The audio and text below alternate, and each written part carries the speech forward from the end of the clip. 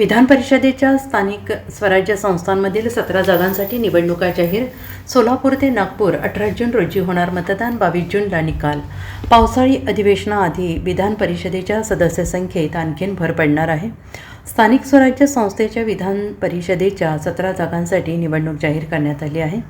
18 जून रोजी मतदान तर 22 जून रोजी मतमोजणी होणार आहे. एकूण 17 जागांवर निवडणूक होणार आहे. त्यातील एका ठिकाणी पोटनिवडणूक होणार आहे. चंद्रशेखर बावनकुळे आमदार राहिलेल्या विधान परिषदेच्या नागपूर मतदारसंघासाठी देखील पोटनिवडणूक जाहीर करण्यात आली आहे.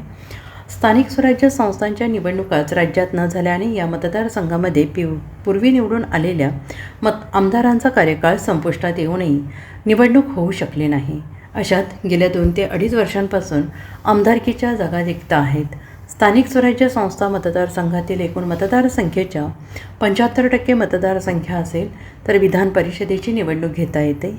विधान परिषदेच्या एकूण 78 सदस्य संख्यांपैकी 22 सदस्य स्थानिक स्वराज्य संस्थांद्वारे निवडून जात असतात. Bureau report, SBN Marathi, Mumbai.